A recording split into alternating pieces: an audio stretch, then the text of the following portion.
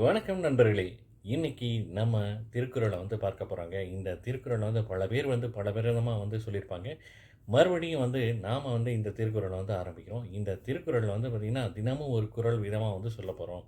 அதாவது இந்த திருக்குறள் பார்த்தீங்கன்னா, ஒரு மனுஷன் பிறந்ததுலேருந்து கடைசி முடியிற வரைக்கும் என்ன மாதிரி வாழ்க்கை வாழணும், வாழக்கூடாது அப்படிங்கிறது ஐயா திருவள்ளுவர் அந்த காலத்திலேயே ரொம்ப அனுபவிச்சு எழுதியிருக்காப்லங்க. இந்த திருக்குறள் பார்த்தீங்கன்னா, மொத்தம் 1330 குறள்கள் இருக்கு. அதாவது 133 அதிகாரத்த கொண்டிருக்குங்க. இந்த அதிகாரங்கள் எப்படி எடுத்துக்கிறாங்கன்னா, அதாவது அறத்துப்பால், பொருட்பால், காமத்துப்பால் அப்படின்னு சொல்லிட்டு இந்த 3 விதமா இந்த அதிகாரங்கள பிரிக்கிறாங்க.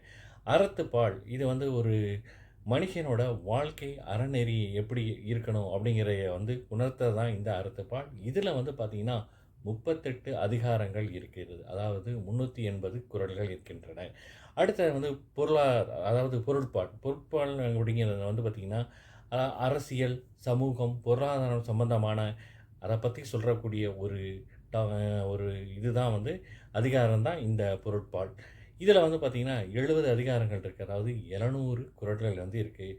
கடைசியா பார்த்தீங்கன்னா காமத்துப்பால். இது பார்த்தீங்கன்னா இன்பம், காதல் இத பத்தி சொல்லக்கூடிய ஒரு அதிகாரங்கள் தான் இந்த காமத்துப்பால். இதில பார்த்தீங்கன்னா 25 அதிகாரங்கள் இருக்கு. இன்னைக்கு நம்ம இந்த அறத்துப்பால்ல முதல் குறள், அதாவது கடவுள் வாழ்த்து. அதில பார்த்தீங்கன்னா, முதல் குறள சொல்லப் போறோம். "அகர முதல எழுத்தெல்லாம் ஆதி பகவன் முதற்றே உலகு." இதற்கு அர்த்தம் என்ன அப்படின்னு பார்த்தோம்னா, அதாவது அகரம் அப்படிங்கிறதாங்க. அதாவது எழுத்துக்களுக்கு அகரம் எப்படி ஒரு அடிப்படையா எடுத்துக்கொள்றோமோ, அதே போல தான் உலகத்துக்கு கடவுள அடிப்படையா எடுத்துக்கொள்கிறோம் அப்படிங்கிறத சொல்றாங்க. இதுதாங்க இந்த குறளோட விளக்கம். நாளை சந்திப்போமா?